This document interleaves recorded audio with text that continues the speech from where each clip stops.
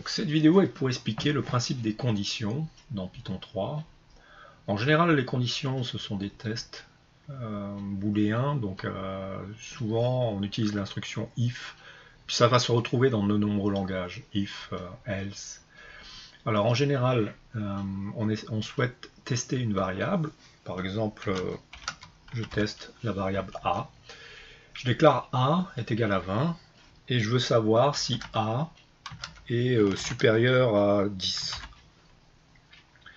Alors, je fais un test booléen ici. Est-ce que a est supérieur à 10? Donc ce sera vrai ou faux.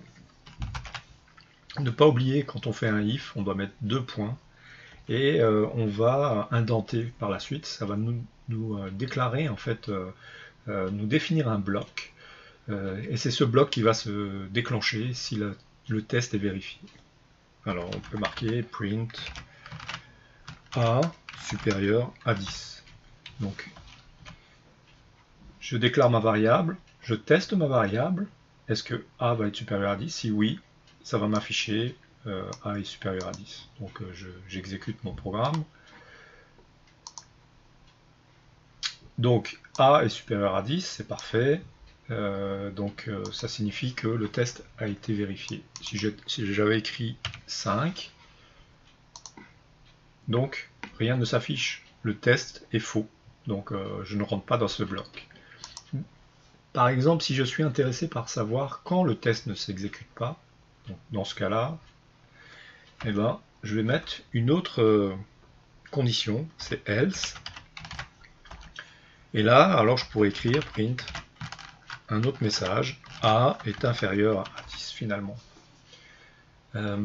Donc, je vais pouvoir récupérer le cas où ce test n'est pas vérifié. Le else permet de faire ça. Donc vous voyez, le message s'affiche maintenant. A est inférieur à 10. C'est-à-dire que je me suis retrouvé dans ce cas de figure. Si je mettais le premier cas qu'on avait testé, A est égal à 20. Donc on tente, on teste A, c'est bon, c'est supérieur à 10. Donc on affiche ce message. Ce bloc ne sera jamais utilisé dans ce cas-là. Donc on a déjà vérifié cette condition, donc ça veut dire que c'est bon, on est passé ici. Donc le else ne sera jamais traversé. Donc les conditions sont très pratiques dans un programme parce que différents cas de figure peuvent se présenter. On peut faire un code générique et à un moment donné, pour certains cas de figure, on doit adapter certaines choses. Et les if permettent en fait de réorienter le programme à l'intérieur, faire comme un aiguillage en fonction de cas de figure. Ici, en fonction de la variable a. On a aussi la possibilité alors de déclencher aussi d'autres tests. On en a un principal ici, mais on pourrait, alors, est-ce que a est supérieur à 10? Oui. S'il n'est pas supérieur à 10, on pourrait tester, est-ce qu'il est supérieur à 5? Non. Et donc, ce qui nous permettrait de rajouter un test. Est-ce que a est supérieur à 10? Non. Si je prends par exemple 5, est-ce que a est supérieur à 10? Non. Donc je vais me retrouver à aller dans d'autres conditions. Donc soit le else, soit le elif. Elif, ça signifie sinon ici. Else if. Donc si a n'est pas supérieur à 10, alors est-ce que a est supérieur à 5? Alors, je vais l'afficher. A supérieur à 5. Et sinon, là, on va mettre inférieur à 5. Donc, s'il n'est pas supérieur à 5, alors on va se retrouver dans le else. Donc, on s'est retrouvé dans le else. Pourquoi 5? 5, c'est pas supérieur à 5. 5, c'est égal à 5. Nous, on veut strictement supérieur, en fait. Si vous vouliez tester le cas supérieur ou égal, alors on peut le signifier de cette manière. Est-ce que a est supérieur ou égal à 5? Alors là, dans ce cas-là, cette condition va être vérifiée. Le message va changer. On le voit, a est supérieur à 5. Donc, puis on pourrait changer aussi le message ici, pour que ça soit cohérent.